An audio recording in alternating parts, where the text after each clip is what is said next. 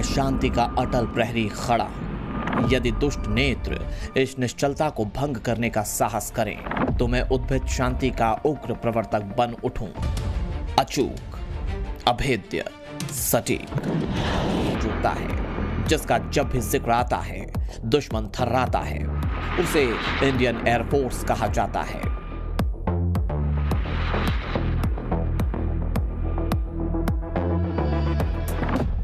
पाकिस्तान में डर है, आने वाला फिर मई का मंजर है। मुल्ला मुनीर कांप रहा है, बंकर का साइज नाप रहा है। बॉर्डर पार फिर एक बार बारूद बरसने का खौफ क्यों? डर कह लीजिए, खौफ का नाम दीजिए, या फिर दहशत कहिए। पड़ोस के आतंकी मुल्क की यह नई वाली रुधाली है, क्योंकि पाकिस्तान को एक बार फिर से सिर पर बारूद बरसने के डरावने सपने आने लगे हैं। इंडियन एयरफोर्स इसी महीने पाकिस्तान बॉर्डर के पास युद्धाभ्यास करने जा रही है। इस युद्धाभ्यास का नाम वायु शक्ति रखा गया है, जो पाकिस्तान बॉर्डर के पास जैसलमेर में 27 फरवरी को होगा। इसके लिए नो टाइम जारी हो चुका है और एयर डिफेंस सिस्टम भी एक्टिव हो रहा है। वायु शक्ति एक्सरसाइज में एयरफोर्स के 100 से ज्यादा विमान शामिल होंगे। खास बात यह है कि एक्सरसाइज में वो सारे फाइटर जेट और एयर डिफेंस सिस्टम एक्सरसाइज का हिस्सा होंगे जिन्होंने ऑपरेशन सिंदूर में पाकिस्तान के आतंकी ठिकानों पर बारूद बरसाया था, जिनमें anti aircraft gun, anti drone system, operational readiness platform शामिल हैं। इसमें आकाश मिसाइल सिस्टम के साथ साथ आर्मी की L-70 गन भी तैनात रहेगी। एक्सरसाइज के दौरान पूरी तरह से युद्ध जैसा माहौल तैयार किया जाएगा। यही वजह है कि जिन्ना के मुल्क में अभी से मातम पसर चुका है। 27 फरवरी को एयरफोर्स के वायु शक्ति युद्धाभ्यास में फाइटर जेट राफेल, सुखोई 30, तेजस, मिग-29, जगुआर, मिराज 2000 दिखेंगे। अटैक हेलीकॉप्टर प्रचंड भी एक्सरसाइज का हिस्सा होंगे। एक्सरसाइज को देखने के लिए कई वीवीआईपी भी इनवाइट किए गए हैं। खास तौर से कई देशों के दूतावासों से करीब 40 ऑफिसर एक्सरसाइज देखने के लिए मौजूद रह सकते हैं। ऑपरेशन सिंदूर के बाद भारत की युद्ध नीति बदल गई। ब्रह्मोस 2, स्विफ्ट के ड्रोन, एआई और स्वदेशी युद्धपोत जैसे हथियार भारत को सुपर पावर बना रहे हैं। भारतीय वायुसेना की मारक क्षमता को जबरदस्त बढ़ावा देने के लिए मोदी सरकार 114 राफेल लड़ाकू विमानों की खरीद प्रक्रिया को तेज करने वाली है। यानी पिछले 10 महीने के दौरान देश के सरहदों की ढाल कई गुना मजबूत हो चुकी है और ये ताकत आने वाले वक्त में कई गुना और बढ़ने वाली है। सरकार ने साल 2026-27 के केंद्रीय बजट में डिफेंस सेक्टर के लिए 7,85,000 करोड़ रुपए का भारी भरकम फंड आवंटित किया है। कुल बजट में से 2,19,000 करोड़ रुपए खास तौर से सेना के आधुनिकीकरण पर खर्च किए जाएंगे। 63,733 करोड़ रुपए लड़ाकू विमानों और एरो इंजन की तकनीक को बेहतर बनाने के लिए रखे गए हैं। बजट का एक बड़ा हिस्सा नए रडार सिस्टम को खरीदने में इस्तेमाल किया जाएगा। ऑपरेशन सिंदूर के बाद हमारी सेनाएं करीब हर महीने युद्धाभ्यास कर रही हैं। नवंबर में जैसलमेर में तीनों सेनाओं ने बड़ी एक्सरसाइज की थी। इतना ही नहीं, देश के आर्मी चीफ साफ कह चुके हैं कि ऑपरेशन सिंदूर ट्रेलर था।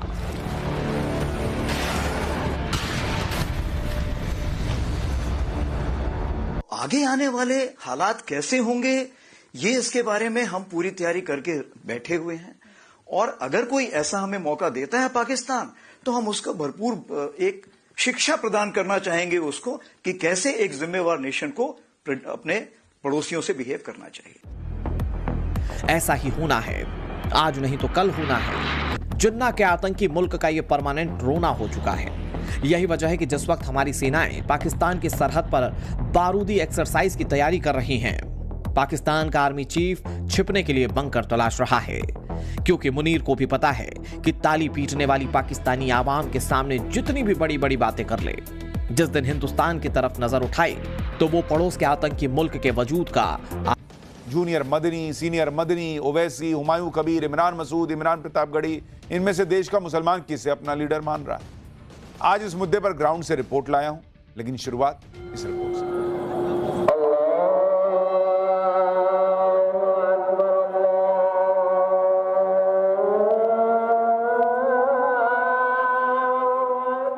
राजनीति में धर्म या धर्म की राजनीति, सवाल ये आज का नहीं है। आजादी के बाद से सेकुलर भारत की राजनीति में ये बहस आम नहीं है। एक बार फिर देश की करीब 20% मुस्लिम आबादी और इसके वोट बैंक पर दावेदारी को लेकर सियासी जंग जारी है। ये वो चेहरे हैं जो मुसलमानों और उनके हक की नुमाइंदगी का दावा करते हैं, लेकिन क्या भारतीय मुसलमानों के बीच इनमें से कोई ऐसा है जो ज्यादा असरदार, दमदार और असल में उनका झंडा बरदार है? आखिर क्या वजह हो गई कि पिछले कुछ अरसे से मुस्लिम वोट बैंक की सियासत करने वालों के चेहरों की रंगत उड़ी हुई? क्या दक्षिण से चली किसी हवा का असर है?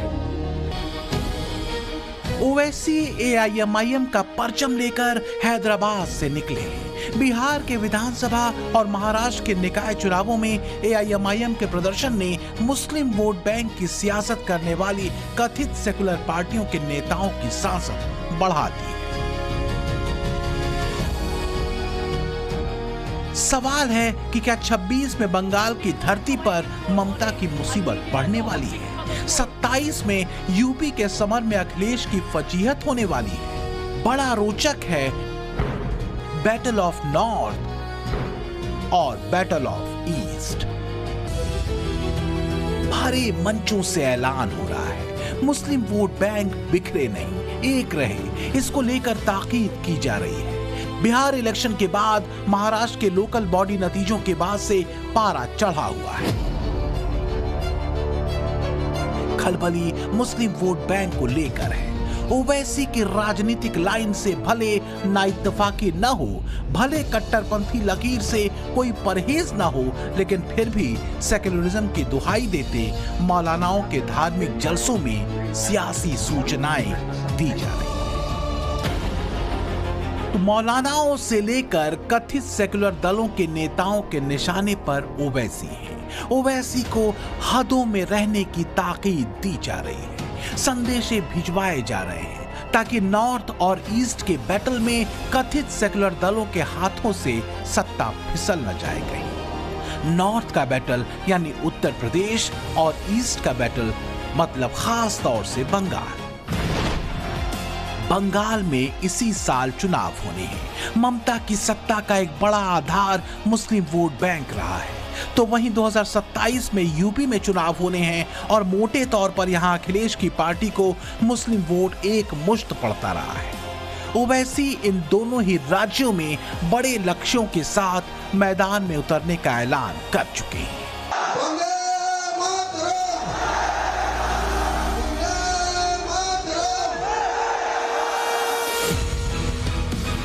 बंगाल नजदीक है, बिहार के भी और चुनावों के हिसाब से भी। पिछले दिनों बंगाल में ममता बनर्जी की पार्टी से अलग हुए हुमायूं कबीर ने मुर्शिदाबाद में बाबरी मस्जिद की नींव रखी। तब से मुस्लिम वोट बैंक के एक अहम दावेदार के तौर पर उनकी गिनती भी हो रही। वो तो खुद को बंगाल का ओवैसी तक कहते हैं। जिस तरह से इस कार्यक्रम में मुसलमानों का हुजूम उमड़ा, उसे ममता बनर्जी के लिए एक सियासी खतरे के तौर पर देखा गया। बंगाल की राजनीति में अब एआईएमआईएम के अध्यक्ष असदुद्दीन ओवैसी की एंट्री हो चुकी है। अब पश्चिम बंगाल के विधानसभा चुनाव में महज कुछ ही महीनों का समय रह गया है और अब तक जो ममता बनर्जी की जो सबसे बड़ी स्ट्रेंथ थी, जो सबसे बड़ी वोट बैंक थी, वो थी मुस्लिम वोट बैंक। और अब इसी मुस्लिम वोट बैंक में सेंधमारी करने की कोशिश कर रहे हैं असदुद्दीन ओवैसी और इसमें मदद ली जा रही है हुमायूं कबीर से। ऐसे में असदुद्दीन ओवैसी की पार्टी एमआईएम और हुमायूं कबीर की पार्टी जनता उन्नयन पार्टी जब एक साथ आएगी तो क्या अब ममता बनर्जी को बड़ा झटका मिलेगा और क्या ममता बनर्जी को एक बड़ा नुकसान हो सकता है?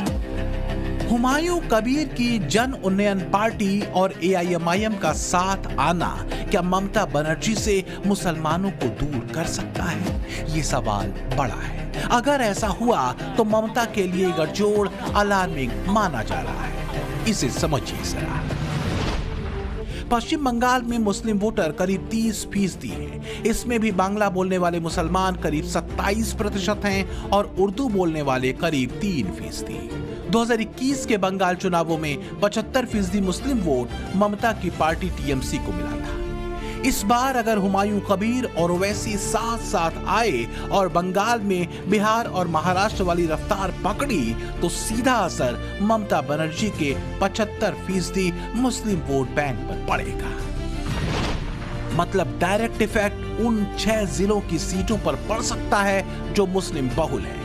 इसमें मुर्शिदाबाद में 66% मुस्लिम आबादी है, जंगीपुर में 62%, मालदा में 51%, उत्तर दिनाजपुर में 50%, बीरभूम में 37% और दक्षिण परगना में 35.5%। इसमें भी कम से कम 40 से 50 सीटों पर मुसलमान वोटर असरदार भूमिका में है। 2021 में जब ओवैसी ने बंगाल की सियासी जमीन पर कदम रखा था, तब से ममता ओवैसी को बीजेपी की बी टीम बताती रही है ताकि मुस्लिम वोट बिखरे नहीं। মাইনরিটিসদের ভোট ভাগ করবার জন্য আবার হায়দ্রাবাদের একটা পার্টিকে ধরে এনেছে। সেই পার্টিটা আবার এখানে কয়েক টাকা জোগাড় করে বিজেপি টাকা দেয় আর বিজেপির টাকায় ওরা এটা করে যায়। बिहार इलेक्शन में एआईएमआईएम के एक बार फिर 5 सीटों पर जीत का परचम लहराने के बाद एक बात तो साफ हो चुकी है कि मुसलमान अब ओवैसी को बीजेपी की बी टीम मानने को तैयार नहीं। तो क्या इस बार बंगाल चुनावों में ओवैसी मुसलमानों के विजयी सालार निकालने में कामयाब होंगे? बंगाल में मुसलमान क्या कहते हैं, इसे सुनिए। बंगाल का मुसलमान असादुद्दीन ओवैसी साहब को सबसे ज़्यादा पसंद करते हैं क्योंकि वो सबके लिए बातें करते हैं। पार्लियामेंट में भी बातें करते हैं असाद साहब मुसलमानों के लिए, सबके लिए। असादुद्दीन ओवैसी जहाँ पे बीजेपी सरकार है उधर जाके बीजेपी की फायदा उठाते हैं। बिहार इलेक्शन में आपने देखा है, ये एक्चुअली मुस्लिम लोगों के लिए बहुत खतरनाक है असादुद्दीन ओवैसी। ये देशवासी देख रहे हैं कि ओवैसी मुसलमान की हक पर लड़ रही है, दलित की हक पर लड़ रही है। पार्लियामेंट का वन एमपी मुसलमान की हक पर लड़ रही है, ये सारा भारतवासी देख रही है। तो क्या ओवैसी की लीडरशिप को लेकर बंगाल का मुस्लिम वोटर 50-50 में बटा है? तो क्या ममता बनर्जी की मुस्लिम वोट बैंक के बंटने वाली चिंता ने ही बंगाल के बजट पर अपना असर डाला है? बीजेपी तो यही आरोप लगा रही है कि ममता दीदी ने अल्पसंख्यक कार्य मंत्रालय और मदरसों के लिए तो खजाना खोल दिया और 5,713 करोड़ रुपए उसे दिए, जबकि उद्योगों के लिए महज 1,400 करोड़, आईटी के लिए 217 करोड़ और विज्ञान शोध के लिए सिर्फ 82 करोड़ आवंटित किए। बीजेपी ममता पर तुष्टीकरण के आरोप लगा रही है। ममता बनर्जी जी के नेतृत्व में पश्चिम बंगाल तुष्टीकरण की गहरी खाई में नीचे गिरता चला जा रहा है, जिसकी की झलक आज पश्चिम बंगाल सरकार द्वारा प्रस्तुत किए गए बजट में झलक ही नहीं, बहुत विद्रूप झलक दिखाई पड़ती। माइनॉरिटी अफेयर्स और मदरसे के लिए 5,713 करोड़ रुपए 5,713 crore rupees have been allocated for minority and madrasa. Industry और कॉमर्स के लिए 1,400 करोड़। इसी साल असम में भी चुनाव होने हैं। मुस्लिम गोलबंदी में जुटे ओवैसी तेलंगाना के लोकल बॉडी इलेक्शन के मंचों से भी असम के मुख्यमंत्री हिमंता बिस्वा शर्मा पर निशाने लगा रहे हैं। 2 रुपया भी तो रुपया है, वो भी दे दीजिए ना, असम का डेवलपमेंट के लिए काम आएगा। लेकिन कहाँ दिया है? मेरा पास आएगा वो पैसा? क्या बोला है कि हिमंता बिस्वा शर्मा को 2 रुपया दूंगा, तो मैं तो लेने के लिए मैं तैयार हूँ, लेकिन जाने में तो खर्चा ज्यादा लग जाएगा मेरा, तो इसीलिए मेरा पास आके वो दे के जाए, मैं ले लूंगा। लेकिन बात सिर्फ मुस्लिम वोट बैंक की नहीं है।